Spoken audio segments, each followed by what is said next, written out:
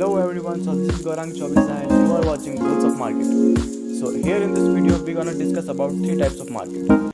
तीन तरह के मार्केट्स होते हैं. First is down trend market, second is up trend market and the third type is consolidation market. अगर किसी भी शेयर की प्राइस या मार्केट की प्राइस ऊपर जा रही है तो वो एक ही बार में ऐसे सीधे ऊपर नहीं जाएगी. उसका ग्राफ जो है वो करेक्शन भी देगा. इस तरह से मूव करेगा कोई भी अप ट्रेंड मार्केट. ठीक है, तो अप ट्रेंड मार्केट जैसे मूव करता है, फर्स्ट मान लो कि 100 रुपये प्राइस थी. ठीक है, अब उस 100 रुपये की प्राइस में वो 110 पे आ गया. अब वो डायरेक्ट 120 पे नहीं आएगा, वो पहले हल्का सा करेक्शन देगा और उसके बाद आएगा ऊपर. और जो 110 है उसका लेवल तोड़ के ऊपर जाएगा, जो कि 120 या फिर किसी भी 110 से ऊपर जाएगा. जो ये पहले वाला का जो हाई था उसको तोड़ के हमेशा ऊपर ही क्लोजिंग देगा. ये ऊपर क्लोजिंग देगा, उसके बाद नीचे आएगा और जो नीचे वाला लो है इससे हमेशा ऊपर ही रहेगा. फिर इस तरह से नेक्स्ट वेव चलती रहेगी और ये एक शेयर एक अप ट्रेंड बना देगा. तो अप ट्रेंड का पता हमें कैसे चलेगा? अप ट्रेंड का पता हमें ऐसे चलेगा कि अगर कोई भी शेयर की प्राइस बढ़ रही है तो उसके नीचे की तरफ अपन एक ट्रेंड लाइन ड्रॉ कर सकते हैं. उसके हायर लोस को ज्वाइन करते हुए एक लाइन ड्रॉ करेंगे जिसे हम बोलेंगे एक ट्रेंड लाइन. और इस ट्रेंड लाइन पे जब भी प्राइस आएगा, जैसे कि यहाँ पे प्राइस आ गया, अब यहाँ पे बाय कर लो, तो अपन को पता है कि हाँ यहाँ से सपोर्ट लेके ऊपर जाता है प्राइस और यहाँ पे सेल कर सकते हैं अपन. वापस यहाँ पर बाय करके यहाँ पर सेल कर सकते हैं. ओके, सो अब हम नेक्स्ट टाइप डिस्कस करेंगे. तो नेक्स्ट टाइप का मार्केट होता है down trend market. Okay, so down trend का मतलब साफ क्लियर शब्दों में ये पता चल रहा है कि प्राइस ऊपर से नीचे जा रही है. डाउन ट्रेंड का मतलब होता है, जैसे कि आपने देखा अप ट्रेंड में क्या हो रहा था कि हायर हाइज बन रहे थे, लेकिन डाउन ट्रेंड मार्केट्स में क्या होगा, लोअर हाइज बनेंगे. कोई भी शेयर की प्राइस ऊपर गई, उससे ज़्यादा नीचे गिरी, फिर ऊपर आई और फिर नीचे आई. इस तरह से वर्क करेगा डाउन ट्रेंड मार्केट. देखिए ये बन गया एक डाउन ट्रेंड मार्केट. इसमें अपन को क्या पता चल रहा है कि प्राइस ऊपर यहाँ से यहाँ तक नीचे आई है. ठीक है, अभी मैं लाइव एग्जांपल दूंगा आपको ओपन मार्केट में, तब आपको उस ढंग से समझ में आ जाएगा कि हाँ क्या होता है अप ट्रेंड और क्या होता है डाउन ट्रेंड. ठीक है, तो हमेशा डाउन ट्रेंड में ऊपर की तरफ बनाएंगे एक ट्रेंड लाइन जिसे हम बोलेंगे trend line, down trend line. ठीक है, अप ट्रेंड में क्या होता है कि नीचे बनाते हैं, एक सपोर्ट लाइन बनती है जिसे हम नीचे बनाते हैं, उसको बोलते हैं ट्रेंड लाइन. और अगर डाउन ट्रेंड चल रहा है तो उसके लिए अपन बनाएंगे ऊपर से एक लाइन जो उसके लोअर हाइज को कनेक्ट कर रही है और उसे हम बोलेंगे एक डाउन ट्रेंड लाइन. ओके, सो अब हम आते हैं हमारे थर्ड टाइप पे, जो है कंसोलिडेशन. कंसोलिडेशन से वर्ड से एक सीधी बात समझ में आ रही होगी आपको कि प्राइस एक ही लेवल पे कंसोलिडेट करता है. अगर कोई भी शेयर की प्राइस है 100 रुपीज़, मान लो यहाँ पे 100 रुपीज़ प्राइस है और वो बार बार जा रही है यहाँ पे 200 पे, ऐसा 2 वीक में हो रहा है, 3 वीक में हो रहा है या 4-5 दिन में हो रहा है. ठीक है, जस्ट लाइक दिस. तो यहाँ पे सपोर्ट लेके वापस नीचे रेजिस्टेंस लेके नीचे आ रही है, यहाँ पे सपोर्ट लेके वापस ऊपर जा रही है और यहाँ रेजिस्टेंस लेके वापस नीचे आ रही है. तो ना तो शेयर की प्राइस बढ़ रही है और ना घट रही है, वो बस एक ही प्राइस रेंज में कंसोलिडेट कर रही है. जैसे कि यहाँ पे आपने देखा 100 रुपीज़ से 200 तक कंसोलिडेट कर रही है, तो उसे बोलते हैं कंसोलिडेशन मार्केट.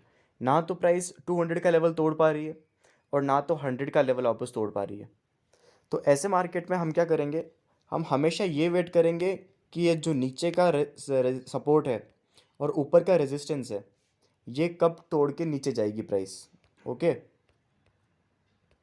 जैसे कि मान लो प्राइस इन दोनों लेवल्स पे मूव कर रही है, इन दोनों पे लेवल मूव कर रही है, तो या तो ये इस लाइन को तोड़ के नीचे चली जाए और यहाँ से फिर नीचे जाए ताकि अपन सेल कर सकते हैं, एक शॉर्ट पोजीशन ले सकते हैं, या तो फिर ये होगा कि ऊपर वाली लाइन को तोड़ दें. तो ऊपर वाली लाइन को तोड़ेगी तो अपन फिर एक लॉन्ग पोजीशन बना सकते हैं यहाँ पर, राइट. तो इसका वेट करेंगे. कंसोलिडेशन मार्केट में अपन हमेशा वेट करेंगे कि कब एक ब्रेकआउट दे रहा है स्टॉक. तो आइए अब हम चलते हैं लाइव एग्जांपल देने के लिए.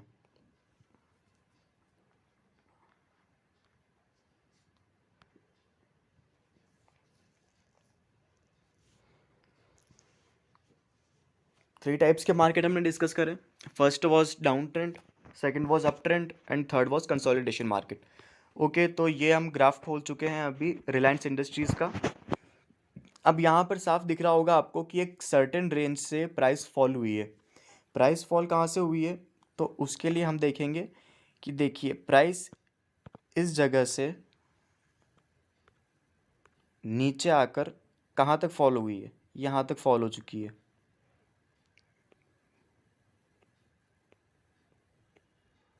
यहाँ तक फॉल हो चुकी है, तो यहाँ पर अपन सेकंड लेवल बना देंगे। अब मैंने हमेशा बताया था आपको कि कोई भी डाउन ट्रेंड में अपन क्या ज्वाइन करते हैं, नीचे वाला ज्वाइन करते हैं नहीं, हम ऊपर वाला ज्वाइन करते हैं। हम जो भी ये लोअर हाइज हैं, लोअर हाइज को ज्वाइन करते समय एक लाइन बनाएंगे जिसे हम बोलते हैं डाउन ट्रेंड लाइन। ठीक है, अब इससे क्लियरली आपको पता चल रहा है कि शेयर डाउन ट्रेंड में है।